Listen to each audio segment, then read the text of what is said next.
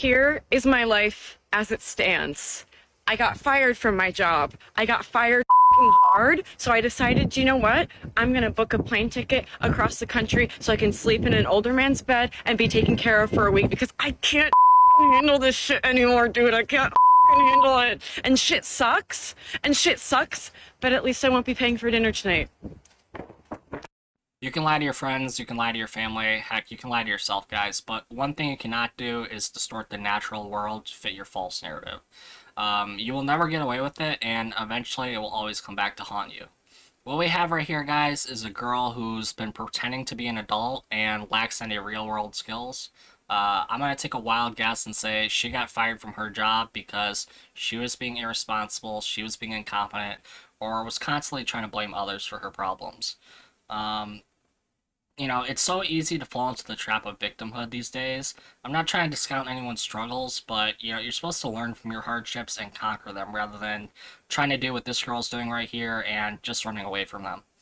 I honestly don't think we as a society adequately prepare women to appropriately deal with their problems. And if you're out here dating, you can expect a woman like this to bring all that baggage and all those issues right into your life, and you're going to be expected to pick up the pieces, gentlemen.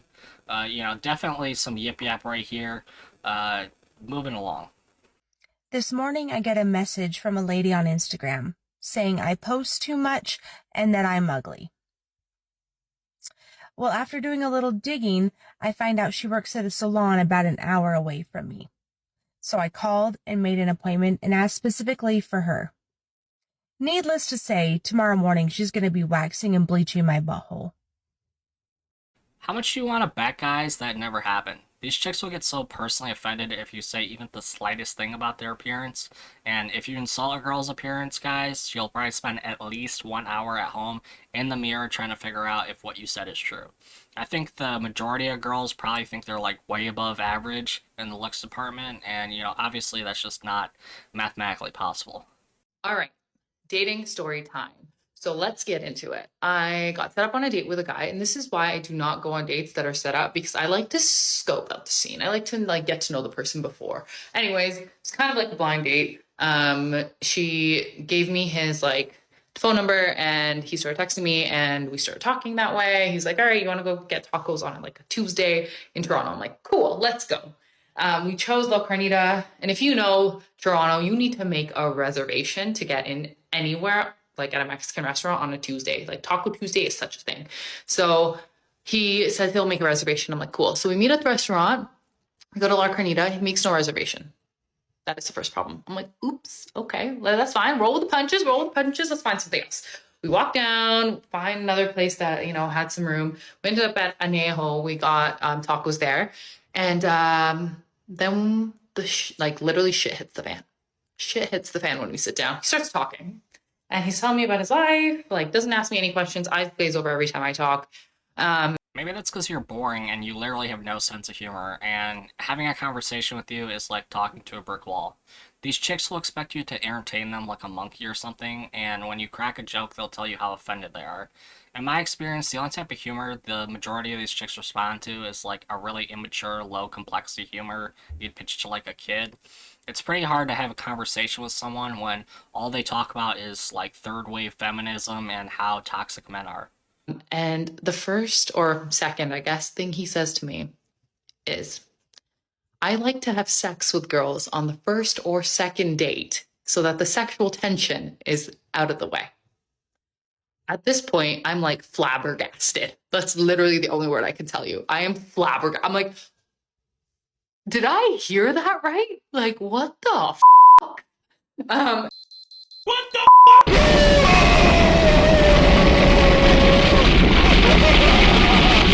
Anyways, best believe he ain't getting no second date. I want to get up and run, but that's fine. I'm sitting there do. Let me finish my drink. Let's keep drinking. Okay, so I have one too many drinks because I don't want to be there. So I get a little bit drunk by the end of the night, and I'm like, all right, how do I get out of this situation? So maybe an hour in, I'm like, I'm so sorry. You're really not my type. I don't think this is going to go anywhere, but it was great getting to know you. He's like, okay.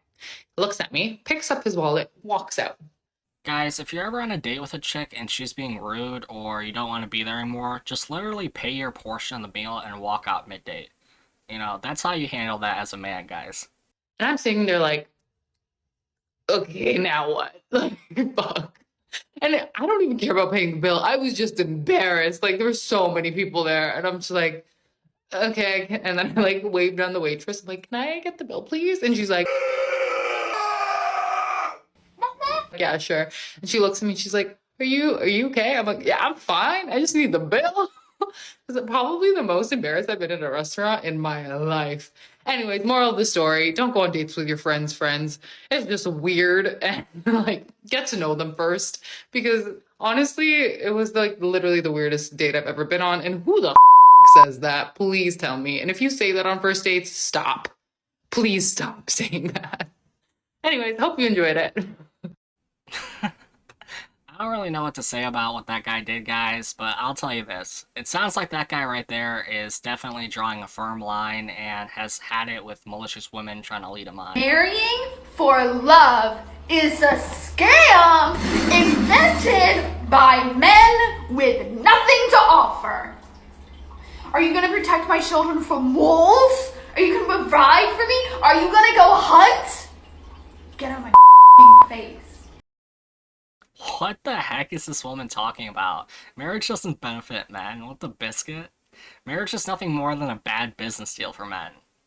For women, it provides things like security, for example, while for men, it just increases things like it increases insecurity because now she has a financial incentive to leave you, you know, at the first patch of rough waters. And believe me, buddy, rough waters are gonna come along in any relationship. Yikes, man. Well, anyways, guys, that's going to be it for today's video. I just wanted to let you guys know that I really appreciate the support. If you feel more men need to be hearing this type of content, then please do me a favor and hit the like button for the YouTube algorithm. And if you haven't already, please consider subscribing. Have a good day or night, gentlemen, wherever you're on in the world. It's Salisbury. Peace.